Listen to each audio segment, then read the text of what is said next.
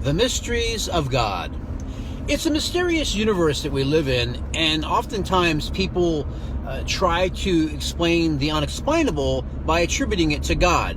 Now that's fine, some people want to, but I think it's kind of silly, because as long as there are other naturalistic explanations for things in the universe, why certain things happen, then those should be our go-to answers or our go-to explanations. Now, I will just put out a disclaimer. I will acknowledge right up front, there are oftentimes things that happen that we can't necessarily explain, and there's no good rational explanation for it. So why should we need to give it to God as the explanation? Well, I would say that we don't need to, but I understand that that's what people have done. Back in the day, there was times when we couldn't explain certain things about the world, so we had the God of the gaps, and God became the explanation for things that which science could not yet explain. Now, much of the things that used to be attributed to God of the gaps now can be explained through science, so we don't need to fall back on that. So, in a way, God's becoming more and more obsolete as a way of explaining the universe and how things came to be.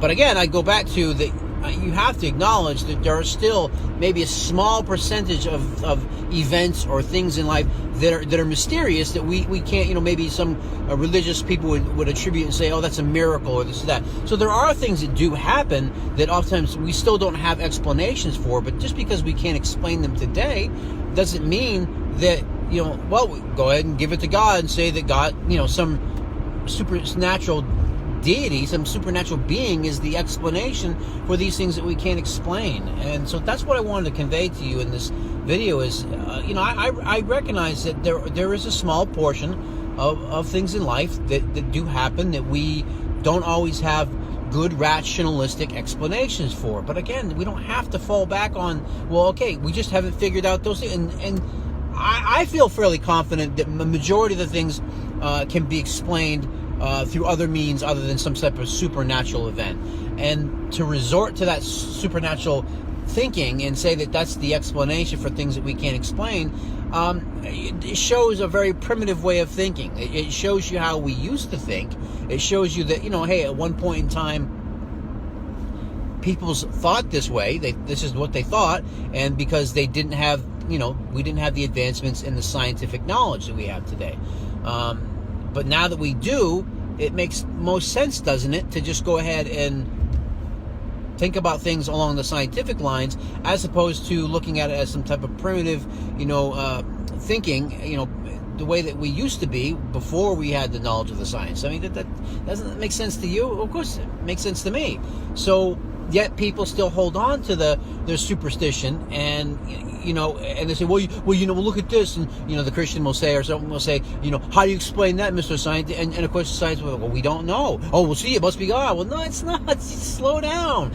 Stop being so quick to make these leaps of faith, or make pun intended, but making these jumps and these assertions that, because we don't have a good explanation, that it must be proof that there's some supernatural being that exists. I don't know that to be true. I don't know that that's I think that that's not good thinking. And like I said, it's primitive to think that way. It's we don't need to view the world the way that we used to before we had science to explain the world around us.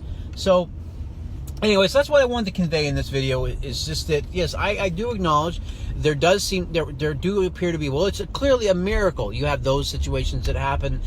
You have instances where it's a bit mysterious. How do you really explain it? There seems to be no good rational way to explain this.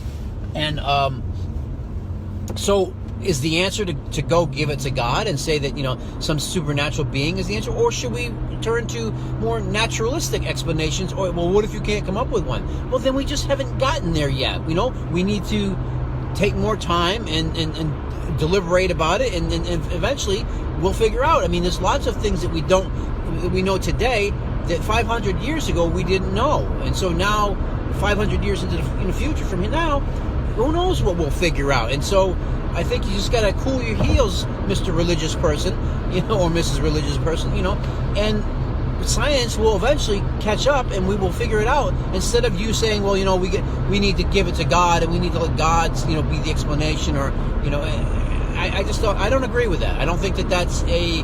I don't think that as a developed society, as a developed people, civilized people, that that's what we need to hold on to anymore. And I mean, I guess if it makes someone feel all warm and fuzzy, and you know, to believe that, you know, God has, you know, placed His Holy Spirit in your heart and all that sort of thing, to think along those lines and try to explain everything through some supernatural being, I guess, but in today's world, that just seems to be very primitive, and I don't think, like I said before, I don't think it's very conducive for developed people to think along those lines. But anyhow, to each his own. Thanks for watching the video. See you next time.